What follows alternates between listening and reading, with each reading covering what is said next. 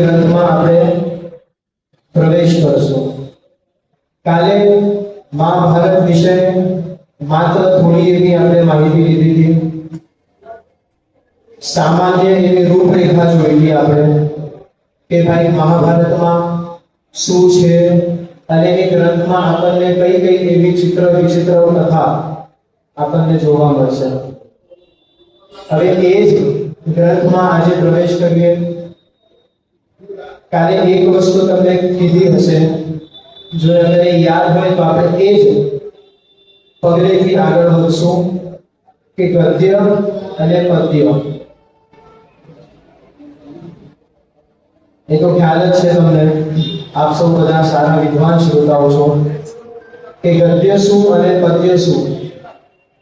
તો સહજ રૂપથી એમ સમજી જવાય કે ગદ્ય એટલે કે ક્યાંક ને ક્યાંક કાવ્યાત્મક રૂપમાં આપણે એની પ્રસ્તુતિ કરી શકીએ, સંગીત સાથે એને જોડીને આપણે એને ગાઈ શકીએ।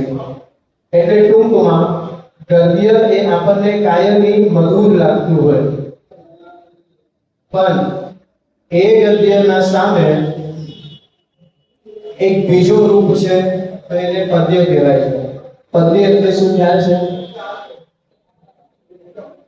આ બધું આપણા વ્યાકરણમાં ભણાવવામાં આવતું હતું, ત્યારે જો ધ્યાન આપ્યું હોત તો અત્યારે સમજી જાય આપણે બહુ સરળતાથી, પણ આપણને ખબર નથી કે આવી નાની નાની વસ્તુઓ આપણને આગળ પાછી આપણા સામે આવીને ઊભી રહેશે। એટલે ટૂંકમાં પદ્યને સમજીએ તો પદ્ય કાવ્યાત્મક નહીં પણ વાક્યાત્મક હોય।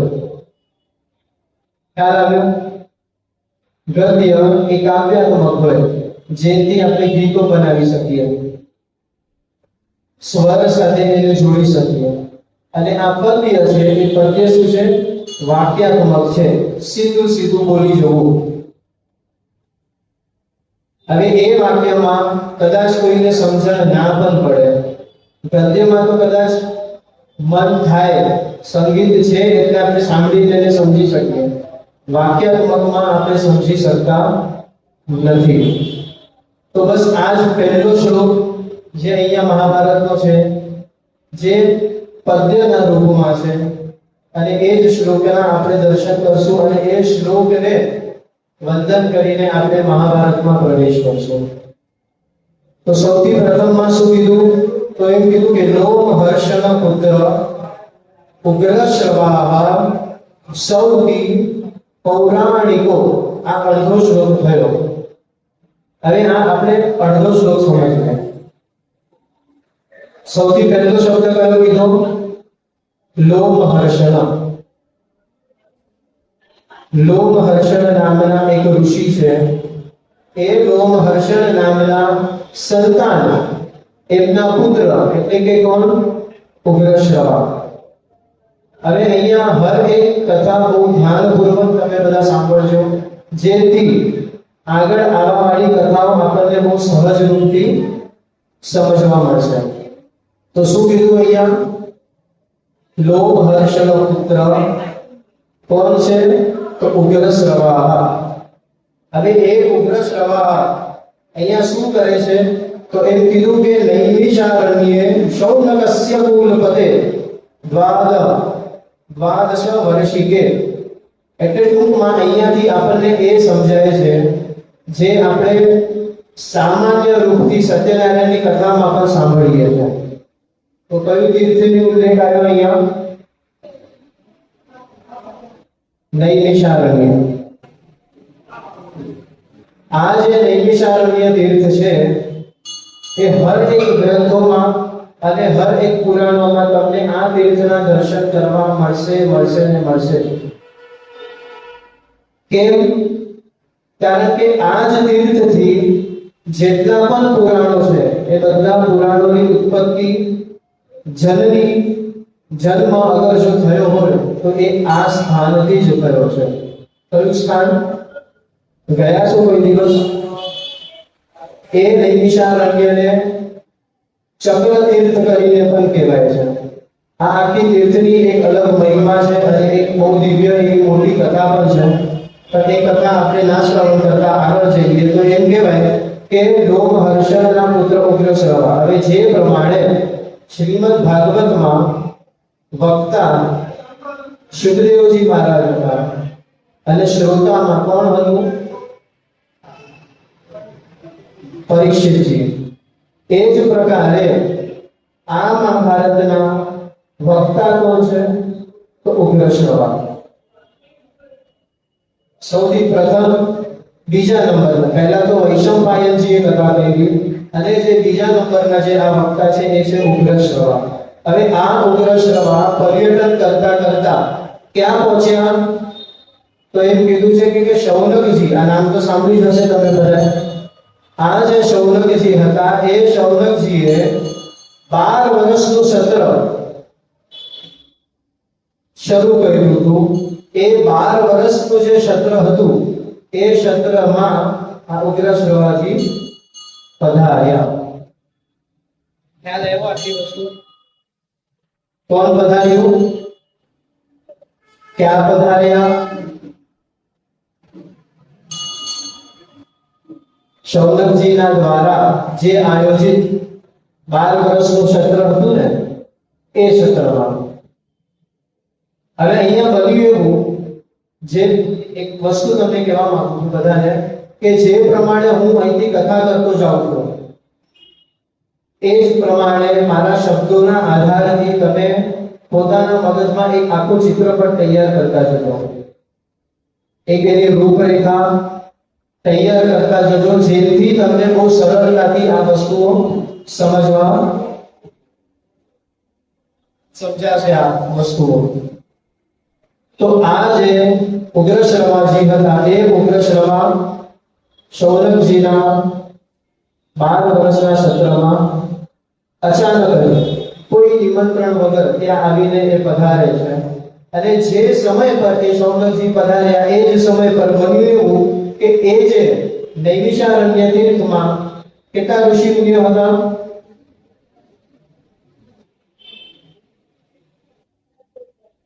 સત્યનારાયણની કથાને યાદ કરો. 88,000. હર એક કથામાં આ તો એક જ કહેવાનું છે. ઉત્પત્તિ નૈમિષારણ્ય તીર્થમાં અને ઋષિઓ કેટલા? 88,000. અને એ જે 88,000 ઋષિ મુનિઓ ભેગા થયા હતા સત્ર કરવા માટે, કેટલા વર્ષનું હતું? 12 વર્ષનું હતું. આયોજક કોણ હતું? શૌનકજી હતા. હવે અહીંયા શૌનકજી એ જે આયોજન કર્યું એમને એક ઉપમા વિશેષણ આપવામાં આવ્યું છે. તો શું વિશેષણ આપવામાં આવ્યું છે? કુલપતિ. જે પ્રમાણે એક અધ્યાપક હોય, પ્રિન્સિપલ હોય સ્કૂલમાં, પછી આવે ટ્રસ્ટી આવે, જે પ્રમાણે બધાના એક પર્ટિક્યુલર સ્ટેટસ છે, એક પદવી છે. એ પદવી શું છે? વિશેષણ છે. અને એ વિશેષણ અહીંયા શૌનકજીને શું આપવામાં આવ્યું છે? કુલપતિ. હવે કુલપતિ એટલે શું એ ખબર છે? અહીંયા હર એક શબ્દના પાછળ અગર જો આપણે સમજતા જશું તો કદાચ બહુ વિશેષ રૂપથી એવી શક્યતા બનશે કે આપણને કંટાળો આવશે. પણ વસ્તુઓ જાણવા જેવી છે. કેમ? કારણ કે જો આ બધી વસ્તુઓ અગર જો આપણે જાણશું ને તો જ આપણને ખબર પડશે કે આપણો ભારતીય ઇતિહાસ કેવો હતો, કેટલો પ્રબળ હતો અને એના સાથે સાથે કેટલો સમૃદ્ધ હતો. શેમાં? વિદ્યામાં. સુવર્ણ, સોનું, ચાંદી, હીરા, માણેક એ બધી વસ્તુ લૌકિક છે. આપણા ગ્રંથો એ કોઈ દિવસ કોઈ પણ ગ્રંથ ખોલીને જોઈ લો, કોઈ એક ગ્રંથે અગર જેવું કીધું હોય કે ભારત આર્થિક રૂપથી સમૃદ્ધ હતું, એવું મળશે જ નહીં. તો ભારત શેનથી સમૃદ્ધ હતું? જ્ઞાનથી, વિજ્ઞાનથી. અને એ જ બધી વસ્તુઓ આમાં બતાવેલી છે. અને એ જ્ઞાન કેટલું હતું એ ખાલી આ એક શબ્દથી આપણને ખબર પડશે. તો કુલપતિ, તો એમ કીધું છે કે કુલપતિ દશ સહસ્ત્રેષુ, એટલે એક કુલપતિ, એક વ્યક્તિ એક સમય પર 10,000 બાળકોને ભણાવે. હવે 10,000 બાળકોને ભણાવવા માટેનું જ્ઞાન એટલું હોવું જોઈએ, એ બાળકોને ભણાવવા માટેનું એટલું મોટું ગુરુકુળ હોવું જોઈએ, અને માત્ર ભણાવ એટલું નહીં, એમ કીધું છે કે મુનિનામ દશ સહસ્રેષુ યો અન્ન દાનાદિ પોષણમ. તો શું કીધું? એક તો ભણાવવું, અન્નદાનની વ્યવસ્થા કરવી અને એ લોકોનું પોષણ કરવું. આ જવાબદારી કોના માથે હોય છે? એક કુલપતિના માથે હોય છે. હવે વિચારો, આવા એક કુલપતિ કઈ આપણા ભારતીય ઇતિહાસમાં નહોતા. અનેકો કુલપતિ કહીને ગયા, અને એક કુલપતિ એટલે કે મુનિ. આપણે જેમ કહીએ ને કે સાધુ, સંત, ઋષિ, મુનિ. આ ઋષિ અને મુનિ એક નથી. ઋષિ અલગ અને મુનિ એ અલગ. તો મુનિ કોણ? તો અહીંયા એક જવાબ આપ્યો છે કે મુનિ નામ દશ સહસ્રેષુ યો અન્ન પાનાદિ પોષણમ. હવે અહીંયા ખાલી એક વસ્તુ બહુ મજાની છે, સાંભળી લેજો. નૈમિષારણ્ય તીર્થમાં 88,000 ઋષિ મુનિઓ ને 88,000 મુનિઓ હતા. હવે આપણા ભારતીય સંસ્કૃતિનો ઇતિહાસ જોવો કે એક જ સત્રમાં 88,000 મુનિઓ હતા. હવે એ બધા જ મુનિઓના શિષ્ય કેટલા? હર એક મુનિના શિષ્ય 10,000. એમને મુનિ ના બનાય. જો 10,000 શિષ્યો છે તમારા, તો જ તમારી પદવી, તો જ તમે મુનિના દરજામાં આવો. હવે ગણો કેટલા શિષ્યો આપણા ભારત વર્ષમાં હતા, કેટલું જ્ઞાન હતું, અને આ બધું જ જ્ઞાન પ્રચાર કરવા માટેના આ જે 88,000 મુનિઓ હતા ને, એમને આ સત્ર આયોજન કર્યું. હવે આ સત્રમાં જ્ઞાનનો એક લેવલ શું હશે? અને એ સભામાં આ ઉગ્રશ્રવા પધાર્યા, અને જે સમય પર ઉગ્રશ્રવા પધારે છે એ જ સમય પર બધા જ ઋષિ મુનિઓએ એ ઉગ્રશ્રવાને ઘેરી લીધા.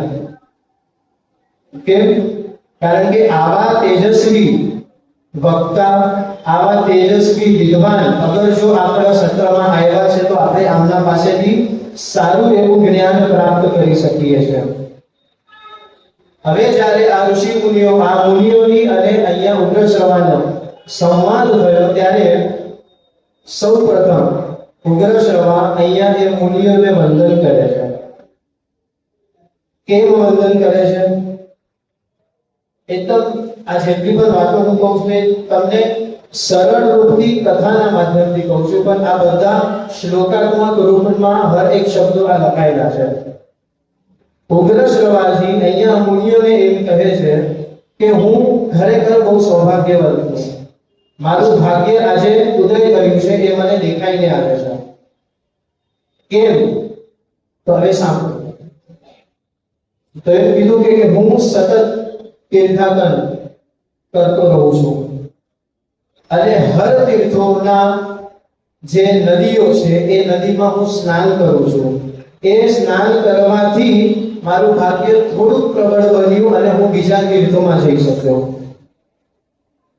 હવે એ તીર્થોમાં જઈને મારું પુણ્ય હજી વધ્યું, મારું ભાગ્ય હજી પ્રબળ થયું, જેથી હું કુરુક્ષેત્ર નામના તીર્થમાં જઈ શક્યો.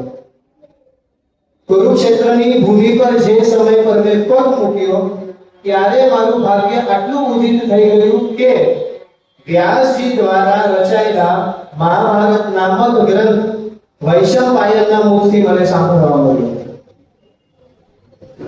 અને એ મહાભારત જ્યારે મેં શ્રવણ કર્યું, ત્યારે મારું ભાગ્ય એટલું ઉદિત થયું કે આજે આ 12 વર્ષના સત્રમાં હું અહીંયા આવી શક્યો.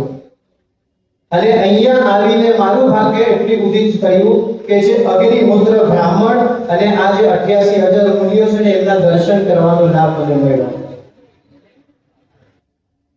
આ વિચારો આટલા વિદ્વાન, પ્રકાંડ વિદ્વાન કેટલા ડાઉન ટુ અર્થ છે.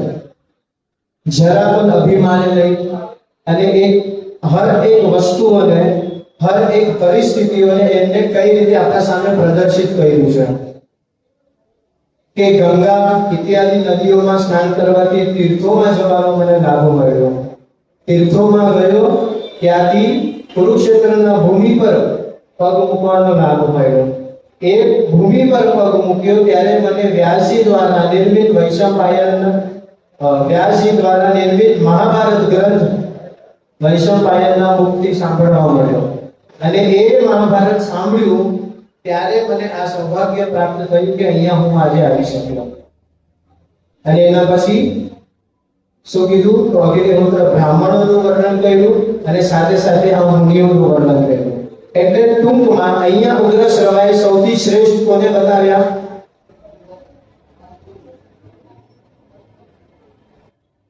મુનિઓને અને બ્રાહ્મણોને. વાત થાય છે મહાભારત ગ્રંથની, પણ એમાં વચ્ચે બ્રાહ્મણોની વ્યાખ્યા કે બ્રાહ્મણોના ગુણગાન ગાવાની ઉગ્ર શ્રવાજીને શું જરૂર હશે? તો ત્યારે સર્વસામાન્ય રૂપથી આપણે સમજીએ કે આ આપણા આખા સનાતન સંસ્કૃતિનો મૂળ પાયો કયો છે? તો એમ કહેવાય કે કર્મકાંડ. અને એ કર્મકાંડનો પાયો કોણ? બ્રાહ્મણો. તમે માત્ર એટલું વિચારી લો કે જો કર્મકાંડ છે તો બધી વિદ્યાઓ છે, પછી એ બધી વિદ્યાઓમાં વાસ્તુ આવી ગયું. આપણે એક જ સમજીએ, બીજું બધું નથી સમજવું. એ વાસ્તુ આવ્યું, એ વાસ્તુના આધારથી શિલ્પ કલા કઈ રીતે નિર્માણ થાય એ આવી, કે મંદિરો કઈ રીતે બનાવવા, ભવનો કઈ રીતે બનાવવા. વાસ્તુના આધારથી મંદિરો બન્યા. અને જો મંદિર છે તો કદાચ શિખરની કલ્પના થશે, અને જો શિખર છે તો કદાચ ધ્વજની કલ્પના થઈ શકશે. એટલે અને આ ધ્વજ કયો? તો એમ કહેવાય કે આ સનાતન સંસ્કૃતિનો ધ્વજ છે. અને એનો મુખ્ય આધાર કોણ? તો બ્રાહ્મણો. અને આ જ બ્રાહ્મણો વિશે મહાભારતમાં પણ ઘણું બધું કીધું છે અને સાથે સાથે ભાગવતમાં પણ ઘણું બધું કીધું છે. તો હવે એ બ્રાહ્મણોને વંદન કરીને હવે અહીંયા ઉગ્ર શ્રવા આ જેટલા પણ અહીંયા મુનિઓ હતા એ મુનિઓને આ ઉગ્ર શ્રવા મુનિઓ ઉગ્ર શ્રવાને પ્રશ્ન કરે છે કે હે વિદ્વાન, તમે ક્યાંથી પધાર્યા? પ્રશ્નો જોજો. સૌથી પહેલો પ્રશ્ન શું? તમે ક્યાંથી પધાર્યા, એટલે કઈ ક્યાંથી તમે અહીંયા આવ્યા? અને પછી બીજો શું પ્રશ્ન પૂછો છો? પૂછે છે કે તમે જે પણ શાંતિ આવ્યા છો એ સ્થાન કયું છે અમને ખબર નથી, પણ તમારા મુખની આકૃતિ જોઈને અમે એટલો અંદાજો લગાડી દીધો છે કે તમે કોઈ દિવ્ય સ્થાનથી આવો છો.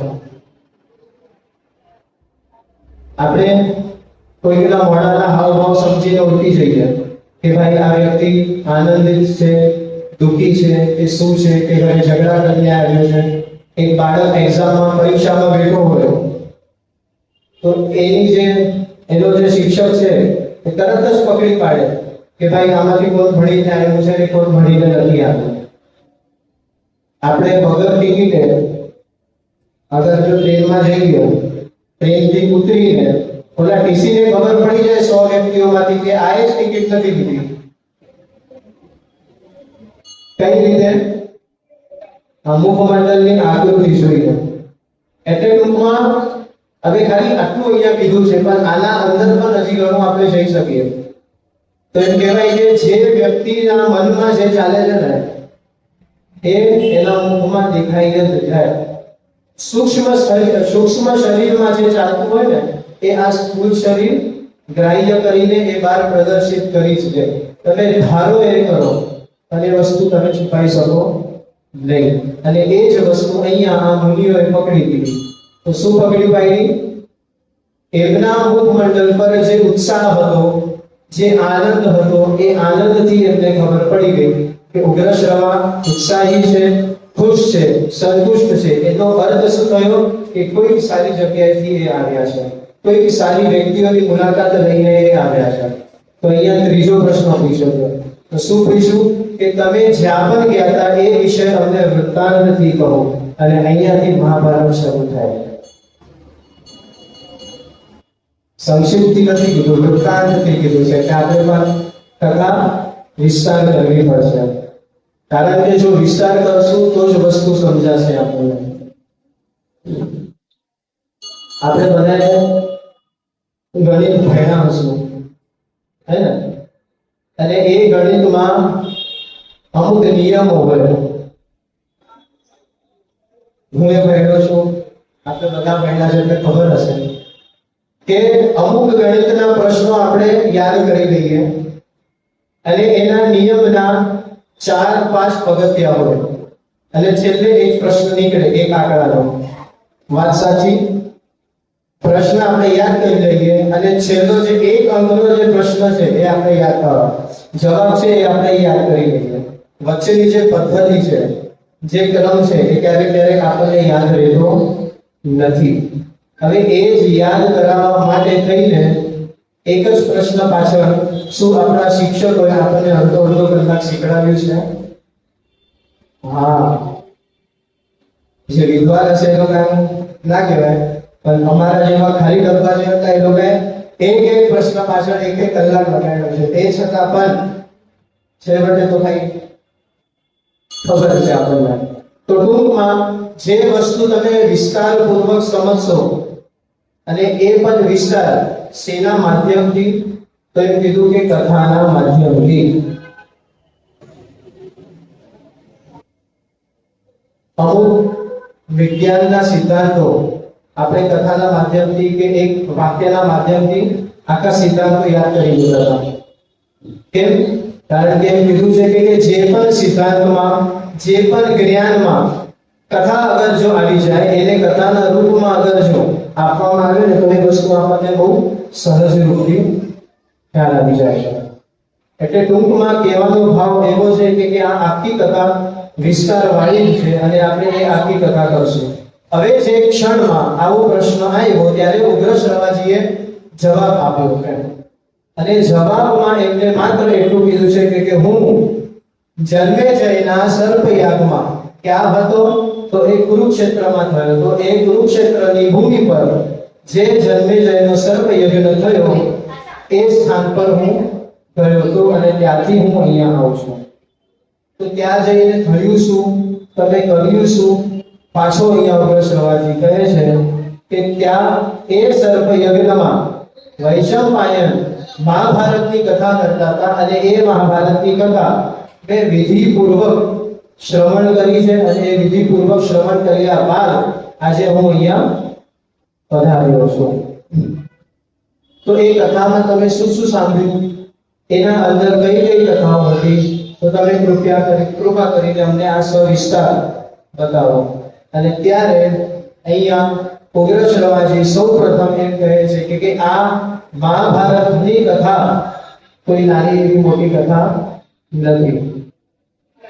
હવેથી 10 મિનિટ કદાચ શક્ય છે તમને બધાને કંટાળો આવશે, પણ આનો મૂળ અને મૂળના સાથે સાથે આનું મૂલ્ય સમજવું બહુ જરૂરી છે આપણને.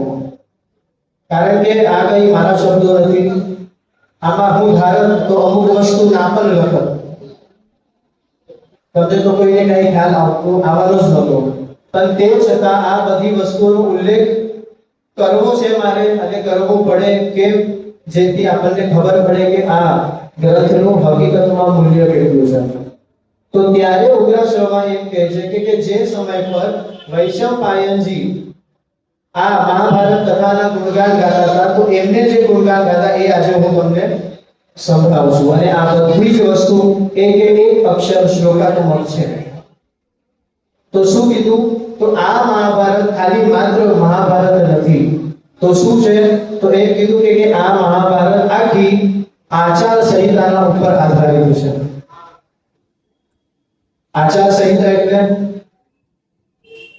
કઈ રીતે વર્તન કરવું, કયા સમય પર કયા વ્યક્તિ સાથે અને કઈ પરિસ્થિતિમાં તમે છો એ પ્રમાણે આપણને વર્તન કરતા આવડવું જોઈએ. તો આ જ્ઞાન અગર જો કોઈ આપતું હોય તો સૌથી વિશેષ આ મહાભારત આપે છે. કેમ? કારણ કે આચાર સંહિતાના આધારિતનો ગ્રંથ છે અને આચાર સંહિતા એટલે આચારો પ્રથમો ધર્મ. આપણો આચાર જ સૌથી પહેલો આપણો ધર્મ છે અને આ જ આચાર આ બધા કૌરવો જ્યારે ભૂલ્યા એટલે એ લોકો શું કહેવાયા? અધર્મી. કેમ? કારણ કે આ મૂળભૂત જે સિદ્ધાંત હતો ને એ લોકો ભૂલી ગયા હતા. અને પછી શું બતાવ્યું? તો એમ કીધું કે આ ધર્મશાસ્ત્ર છે. આ મહાભારત ગ્રંથમાં કોઈ એક અક્ષર ધર્મની બહારનો નથી, ધર્મની મર્યાદાના બહારનો નથી. અને ત્રીજામાં શું ઉલ્લેખ કર્યો કે આ મહાભારત એટલે કે સૌથી વિશાળ એવું ન્યાયશાસ્ત્ર. આપણે આજના સમયમાં પણ ગીતાના ઉપર હાથ મૂકીને કસમ ખાઈએ છીએ, હે ને? એ ગીતા ક્યાંથી આવી? આ જ ન્યાયશાસ્ત્રમાંથી આવી છે. અગર જો આટલી નાની એવી પુસ્તક આપણને ખોટું બોલવાથી કદાચ ડરાવતી હોય, એ ગ્રંથમાં, એ ગીતામાં માત્ર 700 શ્લોક છે. આમાં કેટલા છે? નહીં ખ્યાલ છે, આપણે જોશું, એનો સમય આવશે ત્યારે. કારણ કે મહાભારતથી વધારે સસ્પેન્સ વાળો ગ્રંથ કોઈ નથી. હર વસ્તુ શરૂ થઈ છે પણ અધૂરી પૂરી થાય છે. અને પૂર્ણ ક્યારે થાય છે? બધી એક સાથે પૂરી થઈ જશે. બધી જ વસ્તુ અધૂરી રાખી. આ કથા અધૂરી રહી, એમાંથી બીજી કથા. એ કથા પણ અધૂરી રહી, એમાંથી ત્રીજી કથા. એટલે આમાં બહુ વિશેષ રૂપથી એટલા માટે ધ્યાન આપવાની જરૂર પડે છે. તો આ શું છે? ન્યાયશાસ્ત્ર છે. અને એના ઉપર હજી અહીંયા એવું કહે છે કે આના અંદર કઈ કઈ વસ્તુઓનું જ્ઞાન છે. તો આપણે બધી વસ્તુ સાંભળશું ખાલી. તો કઈ કઈ વસ્તુઓનું જ્ઞાન છે? તો એમ કહેવાય કે ન્યાયશાસ્ત્ર તો ક્યાંથી આવ્યો? તો આમાંથી આવ્યો. ચાણક્ય નીતિ એ ક્યાંથી આવી? તો મહાભારતમાંથી આવી. નીતિ શતક, ભર્તૃહરિના જે 100 શ્લોકો છે, નહીં ખ્યાલ હશે પણ આ શબ્દો તો સાંભળ્યો હશે કે નીતિ શતક. આ નીતિ શતકની પણ જનની એટલે કે આ મહાભારત. એના સાથે વ્યવહારિક શાસ્ત્ર પણ છે આ. એટલા માટે થઈને આને પૂર્ણ ગ્રંથ કીધો છે. આ વાત કોની થઈ? ઉગ્રશ્રવાએ જે વૈશંપાયન પાસેથી સાંભળ્યું હતું એની. હવે એક વ્યક્તિ તો હજી રહી જાય છે, જે મૂળ મહાભારતના રચયિતા છે, એટલે કે વેદવ્યાસ. જો અગર ઉગ્રશ્રવા અને વૈશંપાયન આ ગ્રંથનો આટલો પ્રચાર કરતા હોય તો શું વેદવ્યાસજી જે પોતે લખે છે એમને પ્રચાર નહીં કર્યો હશે? એમને ઉલ્લેખ નહીં કર્યો હશે કે આ મારા ગ્રંથના અંદર શું શું છે? તો એમને પણ ખાસો એવો મોટો ઉલ્લેખ કર્યો હતો. અને એ આપણને કયા માધ્યમથી અહીંયા ખબર પડે છે? તો અહીંયા ઉગ્રશ્રવા શું કહે છે કે જે વૈશંપાયને કીધું હતું એ તો મેં તમને કહી દીધું, પણ વૈશંપાયને જે વ્યાસજી પાસેથી સાંભળ્યું હતું હવે એ પણ સાંભળ્યું. વિચારો ક્યાંથી વાત ક્યાં જાય છે. શૌનકજીને અહીંયા ઉગ્રશ્રવા બધી વસ્તુ કહે છે. કોના માધ્યમથી? વૈશંપાયનના માધ્યમથી. એમના પાસેથી જે બધી વસ્તુઓ શ્રવણ થઈ.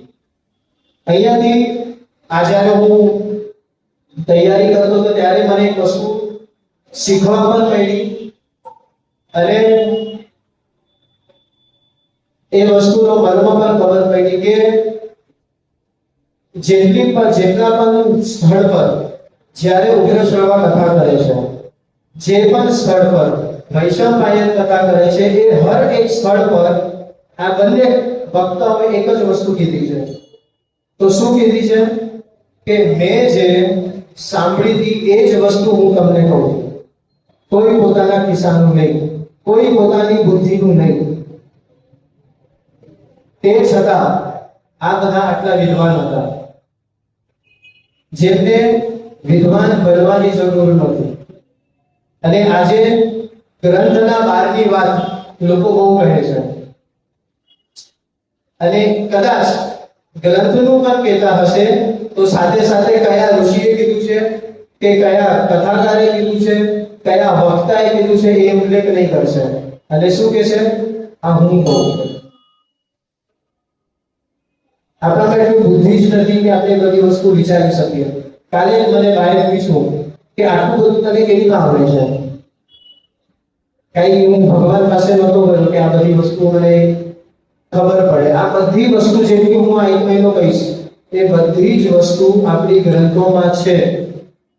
જે પણ વસ્તુ તમને જોઈતી હશે બધી ગ્રંથમાં મળશે, પણ આપણે ગ્રંથ સુધી પહોંચતા નથી.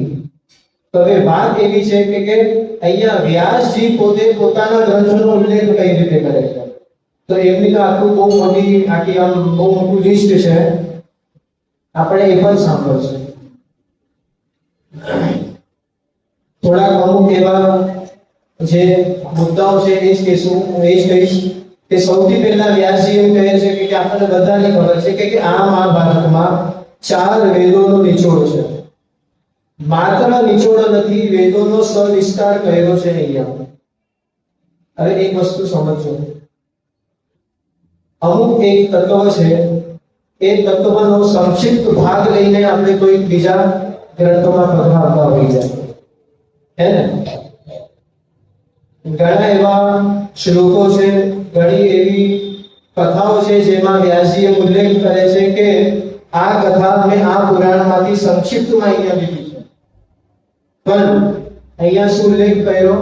તો અહીંયા એવો ઉલ્લેખ કર્યો કે આ મહાભારતમાં વેદોનો સંક્ષિપ્ત નિચોડ નથી, તો શું છે? સવિસ્તાર મેં આ વેદોને આમાં પરોવ્યા છે. અને એના આગળ ઉપનિષદોનો સાર છે. હવે જો આપણે શબ્દોની રમત અગર જો સમજી શકતા હશું તો આ બધા શબ્દોની રમત સમજજો. વેદોનો વિસ્તાર છે અને પછી ઉપનિષદનો સાર છે. કદાચ એમ પણ કહી શકાય કે ઉપનિષદનો અમુક એવો ભાગ છે, પણ એવું નથી કીધું.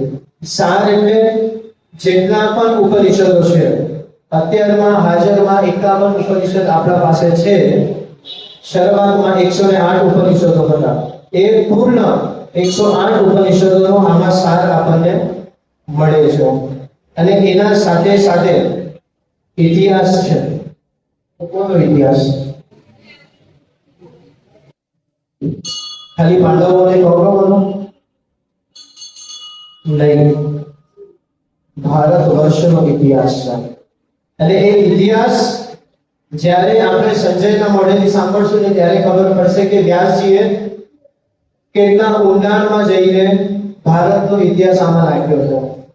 ખાલી એક હાઇલાઇટ આપી દઉં તમને કે સંજય અને ધૃતરાષ્ટ્રનો જે સમય પર સંવાદ ચાલે છે, ધૃતરાષ્ટ્ર જ્યારે સાવ તૂટી પડે છે, એને જ્યારે એ વસ્તુની ખાતરી થઈ જાય છે કે આ યુદ્ધમાં અમે જીતશું નહીં, ત્યારથી લઈને 18 દિવસ પત્યા. 18 દિવસ પતી ગયા પછી જ્યારે ધૃતરાષ્ટ્ર તૂટી જાય છે, રડે છે, ત્યારે સંજય એને બળ આપે છે. અને ત્યારે એ સંજય આ ધૃતરાષ્ટ્રને આખા ભારતની વંશાવલી ગણાવે છે કે તારા તો માત્ર 100 સંતાન હતા, તું ભારતનો ઇતિહાસ સાંભળ તો શું છે, તો 1000 સંતાનો વાળા ઋષિ રાજાઓ પણ હાર્યા છે. તારા પુત્રો તો હજી એ પાપી હતા, એ લોકોના 1000 સત્કર્મી હતા. એ 1000 પુત્ર થી એક રાજા જ્યારે દુઃખી થાય છે તો પણ એ રડતો નથી. અને આજે તારા 100 સંતાન મરી ગયા ને તું રડવા બેઠો છો. એવી તાર આ તો અહીંયા 1000 રાજાઓનું વર્ણન કર્યું નથી, પણ 2 ભાગમાં અહીંયા અમુક રાજાઓનું વર્ણન કર્યું છે. અને એ રાજાઓ કેટલા વર્ણન કર્યા છે તો નહીં તો 60 રાજાઓનું વર્ણન આવ્યું છે આમાં. કેટલા? 60 રાજાઓનું વર્ણન તત્ક્ષણ એ જ સમય પર સંજય ધૃતરાષ્ટ્રને કરે છે. હવે વિચારો, સંજય તો મંત્રી હતો, મંત્રી પાસે આટલો ઇતિહાસ, મંત્રી પાસે આટલું જ્ઞાન, તો વ્યાસજી પાસે કેટલું હશે? તો એ વ્યાસજીએ ગ્રંથમાં કેટલું પરોવ્યું હશે?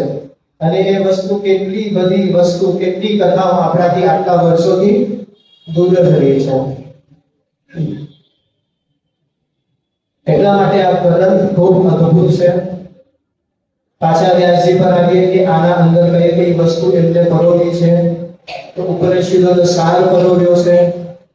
એના પછી ચાતુર વર્ણોના જે નિયમો છે, 4 વર્ણો છે, આપણને બધાને ખબર છે. એ 4 વર્ણોના નિયમો કયા કયા છે? આના માટે કોઈ અલગ ગ્રંથ નહીં મળે આપણને. તો આ 4 વર્ણોના ગ્રંથો પણ 4 વર્ણોના નિયમો પણ જો અગર જોવા હોય ને તો એ આપણને મહાભારતમાં મળશે. ન્યાયશાસ્ત્રની તો વાત થઈ જ ગઈ. એના સાથે સાથે ગ્રહ, નક્ષત્ર, તારા આ બધાના પરિમાણ આમાં આપ્યા છે. પરિમાણના સાથે સાથે માપ અને ગણના પણ આપી છે. કયો ગ્રહ પૃથ્વીથી કઈ દિશામાં કેટલું દૂર છે, અગર જો આ બધી વસ્તુ જાણવી છે તો મહાભારત ખોલો. મંગળ એનું માપ કેટલું છે, એનું વજન કેટલું છે, એની ગોળાઈ કેટલી છે, એ બધું બનાવી છે. તમે વિચારો તો ખરા કે ગ્રહોના માપ આપ્યા છે.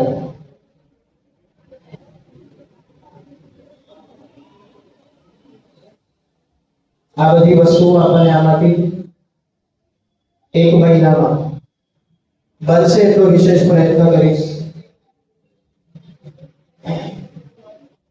તમારા તરફથી પણ પ્રયત્ન હોવો જોઈએ.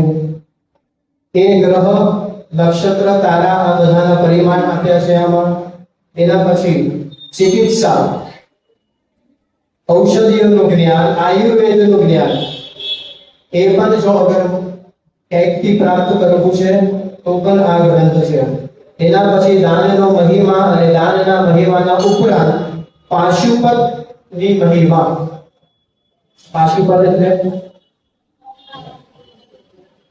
ભોલેનાથ, શિવજીની મહિમા. જે પ્રમાણે કાલે મેં કીધું હતું કે હકીકતમાં કૃષ્ણ એ શું છે જાણવું હોય તો મહાભારત સિવાય બીજો કોઈ ગ્રંથ નથી. આનાથી ઉત્તમ બીજો કોઈ ગ્રંથ નથી. એ જ પ્રમાણે શિવ પુરાણમાં તો ઘણી બધી વસ્તુઓ આપણને શંકર ભગવાન વિશે જાણવા મળશે, પણ એનથી પણ ચડિયાતી વસ્તુ અગર જો શિવના પ્રત્યેની જાણવી છે તો આ મહાભારત ગ્રંથ છે. એના પછી આ આખા ભૂમંડળ, માત્ર ભારત નહીં, આ જે પૃથ્વી પર જેટલા પણ તીર્થો છે એમના દર્શન આમાં કરવા મળશે. જેટલા પણ પુણ્ય દેશો છે એમના પણ દર્શન આમાં કરવા મળશે. નદીઓ, પર્વતો, પર્વતોના નામ, પર્વતોમાં રહેનાર નાગો, પર્વતોમાં રહેનાર મનુષ્યો, બધાના વિશે હકીકતમાં જાણકારીઓ આમાં ઉપલબ્ધ છે અને મેં વાંચેલી છે. એ બધું સમય આવશે એટલે આપણને બધાને બધી વસ્તુઓ ખબર પડશે. અને ગૂઢ રહસ્ય જ્ઞાન છે, વિજ્ઞાન છે. એના ઉપરાંત સૌથી મહત્વનું તો એ છે પોલિટિક્સ, રાજનીતિ. હવે એમાં તો કઈ આપણને કહેવાની જરૂર પડે નહીં, કારણ કે બસ આ જ કારણથી તો આખું મહાભારત થયું. તો ટૂંકમાં આવી બધી વસ્તુઓ આપણને ખબર પડશે. અને એના પછી મજાની વાત એવી છે, જો મેં કાલે શબ્દ કીધા હતા, હમણાં પણ કીધું કે કૃષ્ણને અગર જો ઓળખવા છે તો આ ગ્રંથ બહુ સારો છે. અને એમની ઓળખાણ વ્યાસજીએ અહીંયા પોતે આપી છે. કોની ઓળખાણ આપી છે? કૃષ્ણ ભગવાનની. અને હવે એ ઓળખાણમાં કોઈ કથાઓ નથી કીધી કૃષ્ણ વિશે. આ બધી શરૂઆતના માહોલ બાંધે છે વ્યાસજી.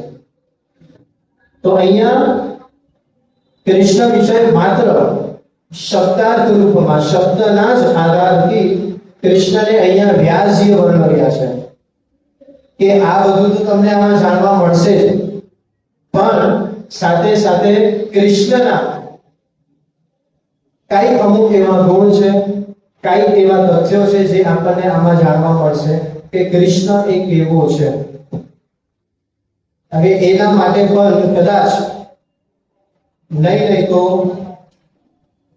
30 એવા શબ્દો આપ્યા છે કૃષ્ણ માટે કહીને. એક શબ્દોમાં એક શબ્દ સાંભળીએ ને એક આખો ખ્યાલ આવી જાય કે કૃષ્ણ શું છે.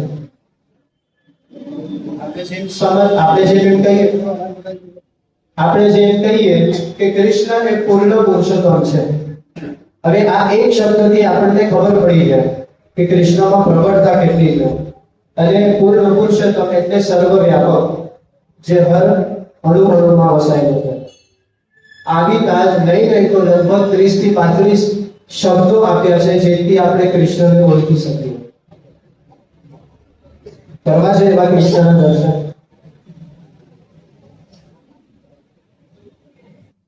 સૌથી પહેલો અક્ષર, પહેલો શબ્દ સરળ છે, આપણને બધાને વસ્તુ ખબર પડશે. તો પહેલું વિશેષણ અગર જો વ્યાસજીએ કૃષ્ણ માટે વાપર્યું હોય તો અદ્વિતીય. શું વાપર્યું છે? અદ્વિતીય એટલે એના જેવો બીજો કોઈ હશે નહીં. હર વસ્તુમાં, હર જ્ઞાનમાં અગર જો દુશ્મની કૃષ્ણએ કરી છે તો એ નિભાવશે, અને જો કૃષ્ણએ તમારા સાથે મિત્રતા કરી છે તો પણ એને નિભાવતા આવડે છે. આ કૃષ્ણના જેવો કોઈ બીજો થઈ શકશે નહીં. આટલી વાત કહેવા માટે એક શબ્દનો વપરાશ કર્યો, એને વિશેષણ કહીએ. એનો શું શબ્દ વાપર્યો તો કીધું કે અદ્વિતીય. બીજો શબ્દ વાપર્યો સર્વજ્ઞ, સર્વશક્તિમાન, સર્વલોક મહેશ્વર. આવા ઘણા બધા ભક્ત વત્સલ, ભક્ત સર્વસ્વ વાંચલ, પ્રેમદ, આવા ઘણા બધા સખા ઇત્યાદિ ઘણા બધા શબ્દોથી વ્યાસજીએ સંબોધન કર્યું છે. અને આ સંબોધન તો કર્યું એ આપણા માટે થયું છે. શું કરવા? જે પ્રમાણે આપણે એક બાળકને કહીએ કે બેટા અગર તું 10માં સારા પર્સન્ટેજ લાવીશ તો હું તને આઈફોન છે, બાઈક છે કે XYZ જે પણ છે એ લઈ આપીશ. આ શું છે? એક લોભ છે, એક લાલચ છે. અને આ વ્યાસજીને બહુ જ સારી રીતે ખબર હતી કે કળિયુગના મનુષ્યને જો કૃષ્ણનું લાલચ આપશું ને તો બહુ સારી રીતે આ ગ્રંથને વાંચન કરશે. આપણને અગર કોઈ કહી દે ને કે આ તિજોરીમાં 1 લાખ રૂપિયા મૂક્યા છે, દેખાશે નહીં, કોઈ કપડાના અંદર છુપાઈને રાખ્યા છે, આપણે તરત જ આખું કબાટ ખોલીને હર કપડું ખોલીને જોશું કે કયા કપડાના અંદર આ 1 લાખ રૂપિયા છુપાયેલા છે. હવે બસ આ જ કૃષ્ણની લાલચ આપીને હર પર્વમાં અમુક કૃષ્ણના કથાના અંશ મૂકીને આપણને આ મહાભારતની કથા વ્યાસજી પીરસે છે કે આ લાલચ છે તો આ લાલચ છે. વ્યક્તિઓ હર પર્વ થોડો ખોલીને જોશે. આ કથાઓ કરવી, જે હજી સુધી જે કથાઓ થાય છે એ ખરેખર વ્યાસજીને આપણને ધન્યવાદ કરવા જોઈએ. આપણે વ્યાસજીને ધન્યવાદ કરવા જોઈએ કે આ કથાનું એક પ્રયોજન, એક આઈડિયા સમાજને આપી. કારણ કે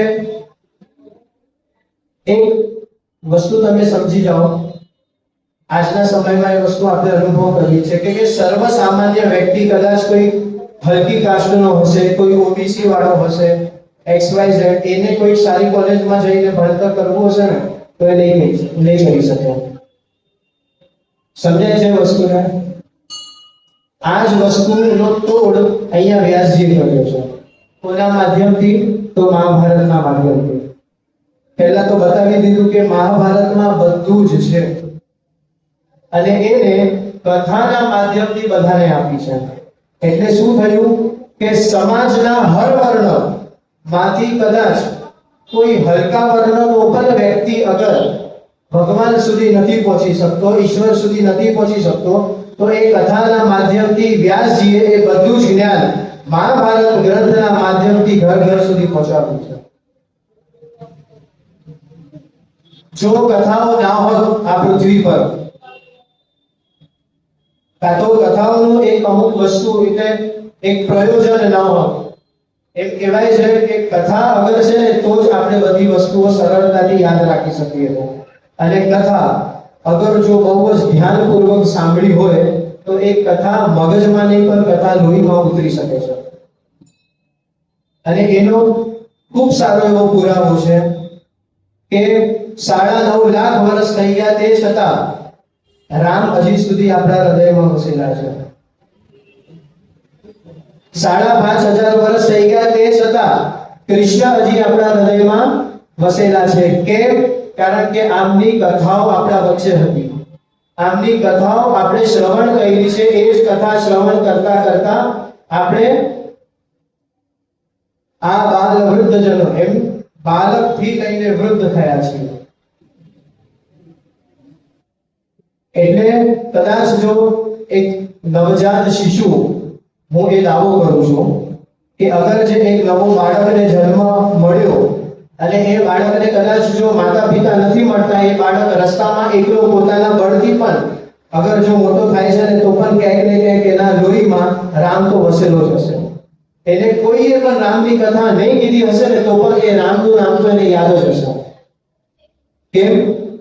આ કથાઓના માધ્યમથી. અને આ જ કથાઓના માધ્યમથી એમ કહેવાય કે રામ, લક્ષ્મણ, પરશુરામ, જલારામ બાપા આ બધા આપણા વચ્ચે હજી સુધી હયાત છે અને આપણે એમને ઓળખીએ છીએ. આ શિવાજી, સંભાજી આમની કથાઓ છે એટલે આપણે ઓળખીએ છીએ. સીતા થઈ ગયા, મીરા થઈ ગયા, આ બધા છે હજી સુધી હયાત, જે જીવે છે આપણા વચ્ચે. કોના આધારથી? આવી શક્તિ માત્ર એક જ તત્વમાં છે, તો એને કથા કહેવાય છે. અને આ જ કથા આપણે બધા પણ આજે સાંભળીએ. કથા સારી હોય કે કથા ખરાબ હોય, જો કથા ઉતરી ગઈ ને તો એ આપણને લોહીમાં તો નહીં પણ DNA માં ઉતારી દેશે. સારી હોય કે ખરાબ, ખરાબમાં પણ ઘણી એવી કથાઓ આપણા વચ્ચે છે. મોહમ્મદ ખિલજી, આવા ઘણા બધા એવી કથાઓ પણ જે આપણને યાદ છે, જે કદાચ આપણા ભારતના હિતમાં નહોતી, તે છતાં પણ એ કથાઓ પણ આપણને યાદ છે અને કથાના પાત્રો પણ આપણને યાદ છે. એટલા માટે વ્યાસજીને ધન્યવાદ કરવા જોઈએ કે આ કથા નું એક પ્રયોજન સમાજમાં આપ્યું. ને તો બ્રાહ્મણ વર્ણના અલાવા આ બધી કથાઓ એના પાસે ના હોય. કારણ કે વૈશ્ય પોતાના વેપારમાં કરતો હોય, ક્ષત્રિય ખાલી રાષ્ટ્ર બચાવવામાં પડ્યો હોય અને શૂદ્ર કદાચ રાષ્ટ્રને શુદ્ધ કરવામાં પડ્યો હોય. પણ આજે સાવ શૂદ્ર વર્ણનો વ્યક્તિ હશે, કદાચ મંદિરના બહાર ભિખારી ઊભો હશે ને એને પણ કોઈને કોઈ ગ્રંથની કોઈને કોઈ એકાદી કથા તો યાદ હશે જ. અને એ જ કથા અગર જો ઉતારી દે તો કદાચ ચરિત્ર બદલાઈ જાય પોતાનું. એવી દિવ્ય આ કથાઓ છે. અને અહીંયા ઉગ્ર શ્રવા પછી મુનિઓને ઘણી બધી વિસ્તારથી કથા કરે છે. અને ત્યારે અહીંયા મુનિઓ ઉગ્ર શ્રવાને એક પ્રશ્ન કરે છે. તો એમનો એક પ્રશ્ન છે કે તમે જે આ મહાભારત આટલું કહો છો, તો મને કથાઓ પછી કહેજો. જોજો અહીંયા વાત, ઉગ્ર શ્રવાએ કથા પ્રારંભ કરી, મુનિઓએ કથા કાપી અને એક પ્રશ્ન આવ્યો કે કથાના અંદર શું છે એ બધું તો મને તમે કહેશો છો. જેવી રીતે આપણે આ એક માસનું પારાયણ પ્રવચન કરીએ છીએ અહીંયા, એવી રીતે આ ઉગ્ર શ્રવાજીએ પણ એક માસનું પારાયણ કર્યું હતું. મહાભારત 1 મહિનાનું કર્યું હતું. તો પ્રશ્ન અહીંયા એવો છે કે મહાભારતનો અંગ શું છે, એના અંદર શું છે, મને પહેલા એ જાણવું. મેં હંમેશા પહેલા એ જ કીધું છે કે હર એક ગ્રંથના અંદર શું છે એ પછી ઓળખજો, પણ ગ્રંથ શું છે એ પહેલા ઓળખજો, જેથી આપણને એ ગ્રંથ વિષયનો જે હકીકતમાં મૂલ્ય થવો જોઈએ એ થાય. તો હવે અહીંયા ગ્રંથ કઈ રીતે બન્યો એ અહીંયા આપણને ઉગ્ર શ્રવા કરે છે.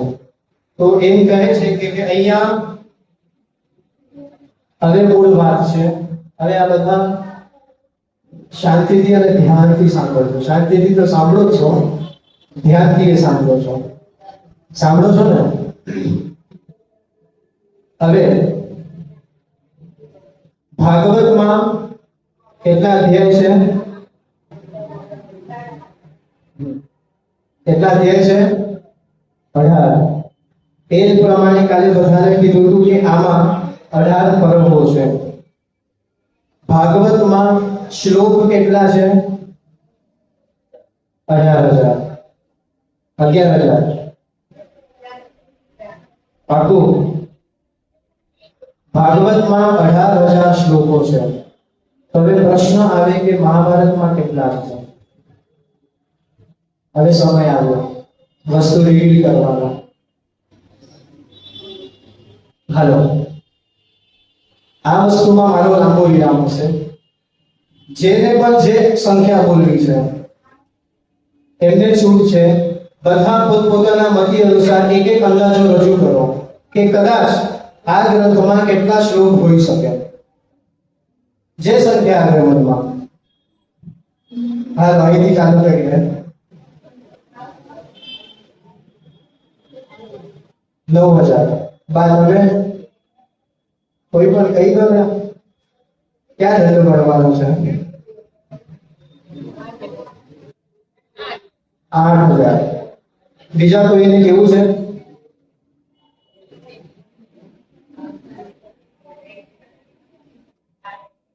હાલો હાલો બોલો. 12,000. હાલો, હું કહી દઉં કે હજી કોઈને કહેવાની ઈચ્છા છે? મહાભારતમાં 60 લાખ શ્લોકો છે. કેટલા? 60 લાખ. આટલા તો રૂપિયા આપણે નથી કમાઈ શકતા. એટલા શ્લોકો વ્યાસજીએ રચી દીધા છે.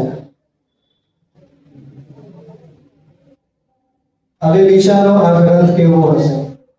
જે ગ્રંથમાં વ્યાસજી મહારાજે 60 લાખ શ્લોક રચી દીધા. કેટલા વર્ષમાં? વિચારો.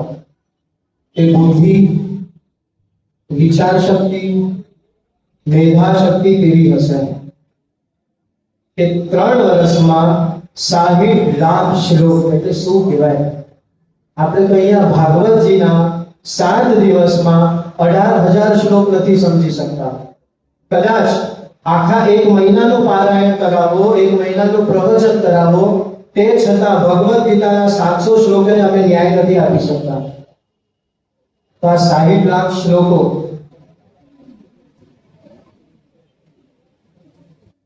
આપણા બુદ્ધિના સીમાડાના બહારની વાત છે. આવે પણ મજાની વાત એવી છે કે આ 60 લાખ શ્લોકોમાંથી આપણા પાસે કેટલા શ્લોકો છે જે હમણાં હાજરમાં છે? તો કીધું કે 1 લાખ શ્લોક. વ્યાસજીને ખબર હતી કે 60 લાખ જોઈને કાં તો સાંભળીને આ બધા મનુષ્યો મારા ગ્રંથથી દૂર ભાગશે. મનુષ્યની સીમામાં નથી આવતું કે એના આયુષ્યભરમાં પણ 60 લાખ શ્લોકો વાંચી શકે, શ્રવણ કરી શકે કે એની કથાઓ સાંભળી શકે. તો અહીંયા થયું શું? આ 60 લાખ શ્લોક ગયા ક્યાં? તો અહીંયા આ 60 લાખ શ્લોકોના વિભાજન આપ્યા છે. તો એ વિભાજન એ રીતના છે. તો એમ કીધું છે કે સૌથી પહેલા 30 લાખ શ્લોકો તો ક્યાં આપ્યા? તો એમ કીધું કે દેવલોકોમાં આપી દીધા. જે પ્રમાણે હું અહીંયા વક્તા સ્વરૂપે કથા કરું છું અને તમે અહીંયા શ્રોતા સ્વરૂપે સાંભળો છો. જે પ્રમાણે ભાગવતજીમાં શુકદેવ વક્તા હતા અને સામે શ્રોતા કોણ હતા? પરીક્ષિત મહારાજ. આ શું થયું? ભાગવતના વક્તા શુકદેવજી અને એ જ ભાગવતના શ્રોતા પરીક્ષિતજી મહારાજ. એ જ પ્રમાણે હર લોકોમાં આ ગ્રંથમાંથી 60 લાખ શ્લોક વિભાજિત થયા છે. એમાંથી સૌથી પહેલા 30 લાખ જે શ્લોકો હતા એ દેવલોકોમાં એની કથા થાય છે. દેવલોકોમાં એનું પારાયણ થાય છે. અને દેવલોકના વક્તા કોણ? તો એમ કીધું કે નારદજી છે. આ નારદજી દેવોને આ 30 લાખ શ્લોક વાળી મહાભારત કથા સંભળાવે છે. અને એના પછી આવ્યું તો એમ કીધું કે બીજા 15 લાખ શ્લોકો. તો 15 લાખ શ્લોક દેવલ અને અસ્તિ નામના જે ઋષિ છે એ પિતૃઓને સંભળાય છે. ક્યાં? તો પિતૃલોકમાં 15 લાખ શ્લોક. અને પછી 14 લાખ શ્લોક સુખદેવજી મહારાજ ગંધર્વો, યક્ષો અને કિન્નરોને સંભળાવે છે. આ જ્યારે મેં વાંચ્યું ત્યારે મને એવું થયું કે હા, હું ખોટો હતો. અત્યાર સુધી મને એમ જ હતું કે સુખદેવજી મહારાજ એટલે એમને માત્ર ભાગવત જ કહી છે. એમને વક્તા તરીકે માત્ર ભાગવત પરીક્ષિતજીને જ સંભળાવી છે. પણ એક વાત અહીંયા ખોટી સાબિત થાય છે. તો અહીંયા આ સુખદેવજી 14 લાખ શ્લોક યક્ષો, ગંધર્વો અને કિન્નરોને સંભળાવે છે અને બીજા બચ્યા 1 લાખ. એમાં આવ્યો આપણો વારો. અને આપણને કોણ સંભળાવે છે? વૈશંપાયન. આ વૈશંપાયન જે છે એ મૃત્યુલોકમાં અહીંયા સંભળાવી છે અને સૌથી પહેલા એમ કહેવાય તો સંકેશને સંભળાવી છે. આવીતા આ 60 લાખ શ્લોક નું વિભાજન કર્યું. હવે જો આ 1 લાખ આટલા ભારી લાગતા હોય તો 60 લાખ કેટલા ભારી લાગવા જોઈએ આપણને? ક્યારેક ક્યારેક આવી માનસિકતા આપણા મનમાં આવતી હોય કે કોઈક એક વ્યક્તિએ કરોડોની સંપત્તિ બનાવી છે, એટલે સૌથી પહેલા આપણા નજરમાં એ વ્યક્તિ માટે, આપણી બુદ્ધિમાં એ વ્યક્તિ માટે એવું ચાલે કે 2 નંબરના કામ કરીને એને સંપત્તિ ઊભી કરી હશે, હે ને? પણ આપણે સારું વિચારીને કે એ વ્યક્તિએ કેટલી મહેનત કરી છે એ જ આપણે કરીએ એવું સમજતા નથી. તો અગર જો આ વાત મનુષ્યની છે તો અહીંયા આ 60 લાખ શ્લોકો નિર્માણ આપણા માટે કર્યા છે. કેટલા કિંમતી આ બધા શ્લોકો હશે જેથી આપણે બધા હજી સુધી, હું તો એ જ શબ્દ વાપરીશ કે અનાથ રહ્યા. બધું જ હોવા છતાં, માતા પિતા છે તે છતાં અગર જો કદાચ એ માતા પિતા એના સંતાન માટે કંઈ ના કરે તો એ સંતાન અનાથ જ ગણાશે. સંતાન હોવા છતાં એ સંતાન માતા પિતા માટે કંઈ ના કરે તો એ માતા પિતા શું ગણાશે? વાંચ્યા જ ગણાશે. કેમ? કારણ કે સંતાન છે તે છતાં નથી. એ જ પ્રમાણે આપણા બધા માટે આ ગ્રંથ છે તે છતાં આ ગ્રંથ આપણા માટે નથી. આ ગ્રંથોની મહિમા ગાવા માટે જે કલાક 2 દિવસ 3 દિવસ લાગે છે એ આટલા માટે જ લાગે છે કે ગ્રંથના અંદર શું છે તમે નહીં વાંચો ચાલશે, નહીં સાંભળો ચાલશે, પણ કદાચ અંતિમ સમય આવવા પહેલા તમને એ વસ્તુનો ભાસ, એ વસ્તુનો અનુભવ ચોક્કસપણે થવો જોઈએ કે હા, આ બધા ગ્રંથોથી હું વંચિત રહી ગયો, આ બધા જ્ઞાનથી હું વંચિત રહી ગયો. તો આ પ્રમાણે મહાભારતનું વિભાજન થયું અને હજી મહાભારતમાં 3 ભાગ છે.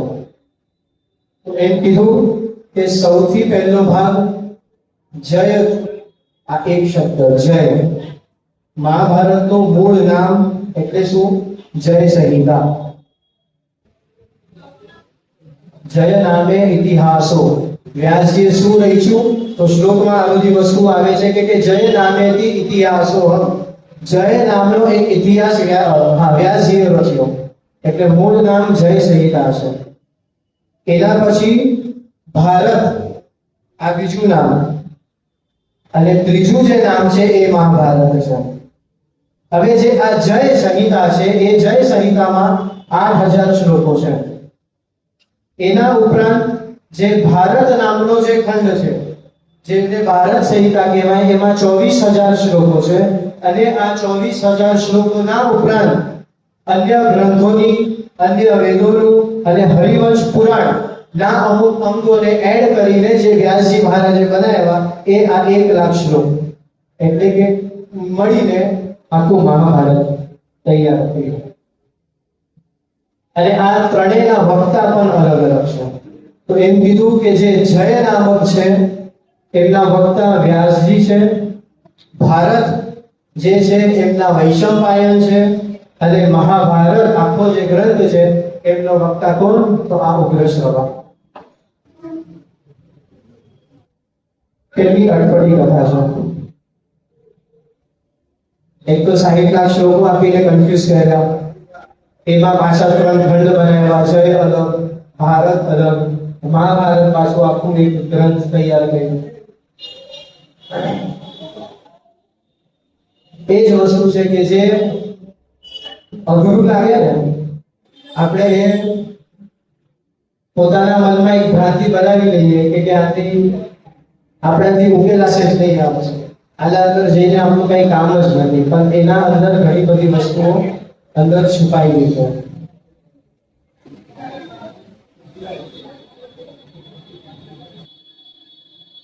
પછી પાછી અહીંયા ઉગ્ર શ્રવાની કથા આવે છે. મજાની વાત એવી છે કે પાછી ઉગ્ર શ્રવાની કથા ચાલુ થશે અને ટૂંક જ સમયમાં પાછી એ કથાને વિરામ આપીને પાછા ઉગ્ર શ્રવાજી વ્યાસજી પાસે જતા રહે છે.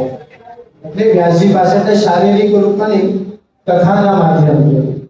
તો આપણે ઉગ્ર શ્રવાની આખી કથા કાલથી લઈશું, પણ એ જે સંક્ષિપ્તની ઉગ્ર શ્રવાની કથા, એના પછી જે ઉગ્ર શ્રવા પાછા વ્યાસજી પાસે ગયા છે, આપણે એ 5 મિનિટમાં સમજી લઈએ. તો અહીંયા જ્યારે આટલી કથાઓ કહી ત્યારે મુનિઓએ એમ પ્રશ્ન પૂછ્યો કે આટલો વિશાળ ગ્રંથની રચના થઈ ગઈ, ગ્રંથ તો સમજાઈ ગયો પણ રચના કઈ રીતે થઈ? તો ત્યારે ઉગ્ર શ્રવા કહે છે કે આ આખો ગ્રંથ પહેલા પોતાના બુદ્ધિમાં નિર્માણ કરી દીધો. કોને કર્યો? વ્યાસજીએ. અને એ આખો ગ્રંથ પછી કોઈકે સાક્ષાત્કાર કર્યો છે. સાક્ષાત્કાર એટલે આપણે બધાને ખબર છે, બહુ સરળ શબ્દોમાં સમજશું કે એ આખો ગ્રંથ કોઈકે લખ્યો. મહાભારત કોને લખ્યું? ખબર? મહાભારત ગણપતિએ લખ્યું છે. અને કઈ રીતે લખ્યું? તો એમ કીધું કે અહીંયા આખી કથા છે, એ કથાના માધ્યમથી આપણે થોડુંક સમજી લઈએ કે જે સમય પર વ્યાસજીએ આ આખી કથા પોતાના મગજમાં રચના કરી દીધી ત્યારે એમને એક મોહ થયો. તો કયો મોહ થયો? પોતાની જ આ રચાયેલી કથા પર મોહ થયો કે અગર જો આ વસ્તુ ખાલી મારી બુદ્ધિ સુધી રહી જશે સીમિત, તો આ વસ્તુ આગળ મારા શિષ્યોને મળશે નહીં. તો હવે આ શિષ્યોને નહીં મળે એના માટે થઈને આને મારે શબ્દના રૂપમાં બહાર પ્રસ્તુત કરવી પડશે. તો એ શબ્દના રૂપમાં બહાર કઈ રીતે પ્રસ્તુત કરવું? તો એ એમને બ્રહ્માજી પાસેથી આજ્ઞા લીધી.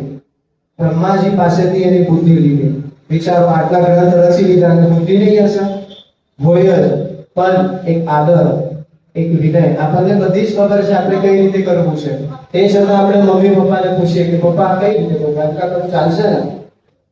તો અહીંયા બ્રહ્માજીનું વંદન કર્યું, બ્રહ્માજી પ્રગટ થાય છે અને બ્રહ્માજી અહીંયા પ્રેરણા વ્યાસજીને કરે છે. તો શું પ્રેરણા કરે છે?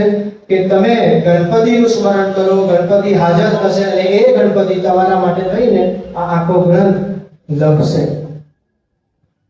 ત્યારે વ્યાસજીએ અહીંયા ગણપતિને વંદના કરી, ગણપતિનું આહ્વાન કર્યું અને ગણપતિ અહીંયા પ્રગટ થયા. અને અહીંયા એ ગણપતિનું નામ પણ આપ્યું છે.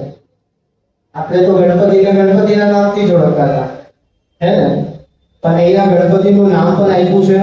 એ નામ કાલે આપણે કહીશું, ટૂંકમાં કથા કહી દઈએ. તો એ ગણપતિ જે સમય પર પ્રગટ થયા ત્યારે વ્યાસજી આખી એટલે કીધું કે મેં એક મહાભારત બનાવ્યું છે અને એ મહાભારતમાં આટલી વસ્તુઓ છે. હવે પાછું અહીંયા વિસ્તાર જોવો મહાભારત વ્યાસજીનો. મેં મહાભારત બનાવી છે, ખાલી એટલું નહીં, મેં જે મહાભારતની રચના કરી છે એમાં આટલા હજારો રાજાઓનું મેં વર્ણન કર્યું છે, આટલા નગરોનું મેં વર્ણન કર્યું છે. પાછું બીજા વર્ણનો અહીંયા સવિસ્તાર આવ્યા. એક વર્ણન તો ઉગ્ર શ્રવાએ કર્યું,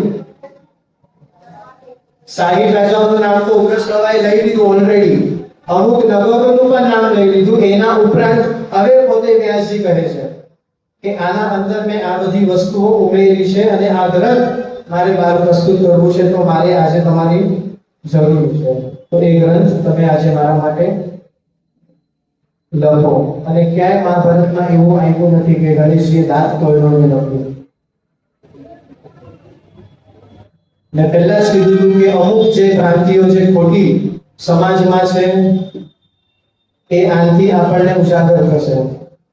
આ જ વસ્તુ જાણવા માટે વારંવાર એ પર્વને આગળ પાછળ વાંચીને મેં કીધું કદાચ મારી ભૂલ થતી હશે, પણ મારા ક્યાંય આ મહાભારતમાં વાંચવામાં આવ્યું નથી કે ગણપતિજીએ કીધું હોય ઠીક છે હું લખું છું, આ મારો દાંત તોડીને લખું છું.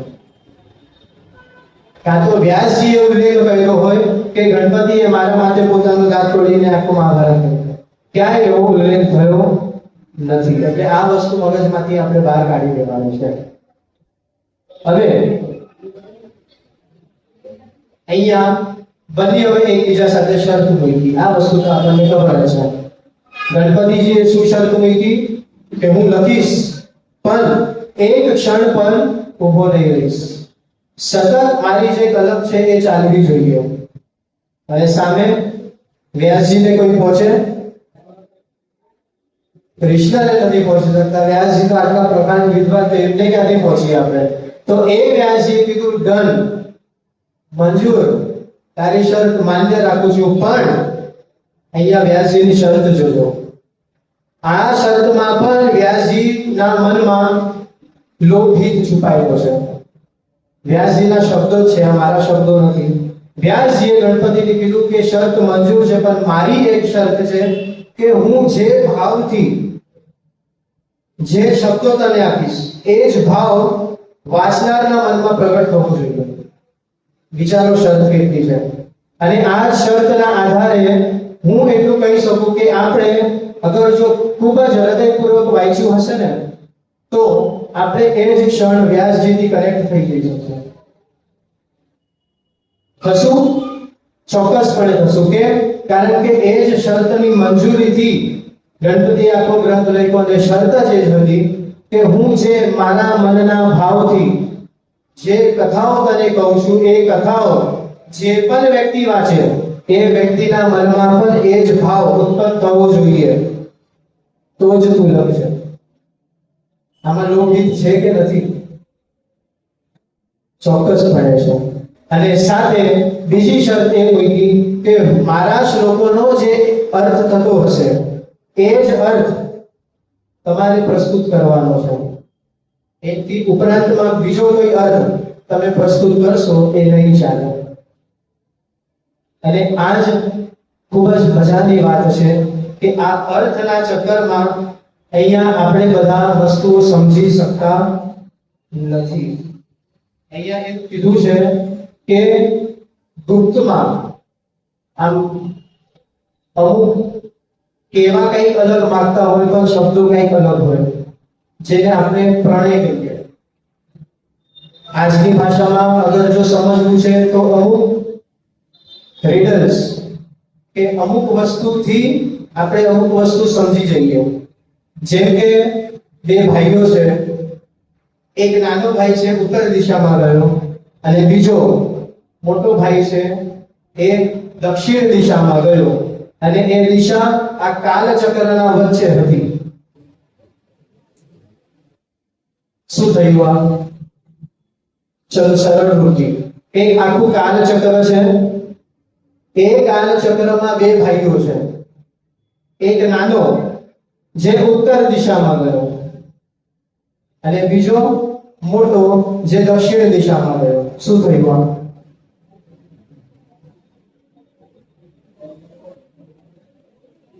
ઘડિયાળ. ખબર પડી? ઘડિયાળ. આખો એક કાલચક્ર છે. એક નાનો ભાઈ ઉત્તર દિશામાં એટલે કે 12 ના કાંઠે ગયો અને બીજો મોટો ભાઈ દક્ષિણ દિશામાં ગયો એટલે કે ક્યાં? 6. થઈ ગયા ઘડિયાળ. આવા ગુપ્ત જ્ઞાન જેને આપણે ઉખાણા તરીકે ઓળખીએ છીએ, આવા ઉખાણાના જેવા 8800 શ્લોક, કેટલા? 8800 શ્લોક વ્યાસજીએ લખ્યા, જે ગણપતિ પણ નહોતા સમજી શક્યા. અને એ 8800 શ્લોકમાં ગણપતિને પોતાની શરત તોડવી પડી અને વિરામ લેવો પડ્યો કે ભાઈ હજી તો આની કથા ચાલતી હતી, વચ્ચે ઘડિયાળ ક્યાંથી આવી ગઈ? એટલે પાછું સમજવું પડશે કે નહીં, આ ઘડિયાળ નથી, વ્યાસજી કંઈક બીજું કહેવા માંગે છે. જો મેં અર્થનો અનર્થ કરી દીધો તો એ યોગ્ય થશે નહીં. આમાં કેટલા શ્લોકો છે? 8800 શ્લોકો છે. આમાંથી આપણે 3-4 કાલે ઉદાહરણ રૂપથી લેશું. હવે એ જે ઉદાહરણ રૂપથી લેશું એટલે આપણને બધાને ખૂબ મજા પણ આવશે અને ખ્યાલ આવશે કે ઓહો, આ મહાભારત ગ્રંથ આવો દિવ્ય છે અને આટલો સરળ છે અને આટલો અઘરો છે. એટલે આ વસ્તુ આપણે કાલે જોશું. આવા 8800 શ્લોક તો નહીં પણ 2-4 ના દર્શન આપણે કાલે કરશું અને સાથે સાથે એ જે ઉગ્ર શ્રવાની કથા છે એનો પણ આપણે કાલે વિસ્તાર કરશું અને એમાં પ્રવેશ